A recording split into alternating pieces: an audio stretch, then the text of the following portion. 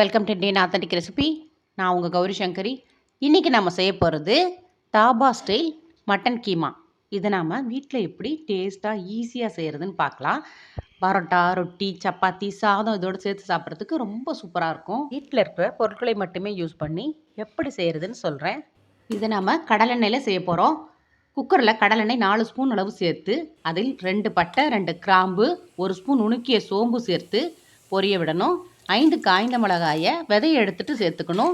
இதெல்லாம் நல்லா பொரிந்த பிறகு 1/4 கிலோ அளவு சின்ன வெங்காயத்தை இதில் சேர்த்துக்கணும். சின்ன வெங்காயம் அல்லது பெரிய வெங்காயம் சேர்த்துக்கலாம்.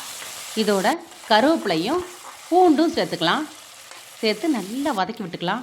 வெங்காயம் நல்லா வதங்கின பிறகு 1 ஸ்பூன் இஞ்சி பூண்டு பேஸ்ட் சேர்த்து அதனுடைய பச்சை வாசனை போகிற வரைக்கும் வதக்கி விட்டுக்கணும்.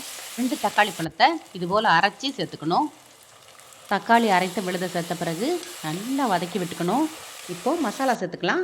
1 ஸ்பூன் மிளகாய்த்தூள், 1 ஸ்பூன் மல்லித்தூள், 1/4 ஸ்பூன் மஞ்சத்தூள் சேர்த்து நல்லா வதக்கி விட்டுக்கலாம். மசாலா சேர்த்து வதக்கும்போது அடிப்பிடிக்காமல் பார்த்துக்கணும். இப்போது உப்பும் கரம் மசாலாவும் சேர்த்துக்கலாம். கழுவி எடுத்து வச்சுருக்க மட்டன் கைமாவை சேர்த்துக்கலாம். நான் கொஞ்சம் பெரிய சைஸாக கொத்த சொல்லி வாங்கிட்டு வந்து சேர்த்துருக்கேன். நீங்கள் மட்டனை பொடியாக கொத்த சொல்லி கூட வாங்கிக்கலாம். எனக்கு இப்படி பிடிக்கும் அப்படின்றதுனால அது மாதிரி சேர்த்துருக்கேன். மசாலா நல்லா மிக்ஸ் ஆகிற மாதிரி 2 நிமிஷம் வதக்கி விடணும். நல்லா பொடியாக கட் பண்ண கொத்தமல்லி இலையை சேர்த்துக்கணும். கொஞ்சமாக தண்ணி சேர்க்கணும். 1/2 டம்ளர் அளவு தண்ணீர் சேர்த்துருக்கேன்.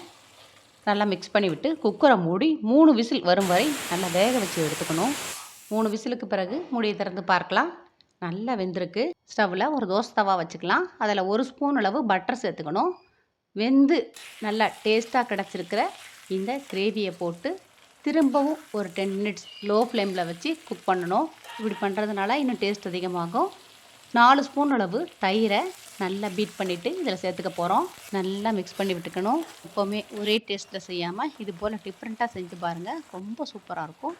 கடைசியாக கருவேப்பிலை கொத்தமல்லி தூவி இறக்குனா dhaba style mutton keema ready. Try பண்ணி பாருங்கள். நன்றி.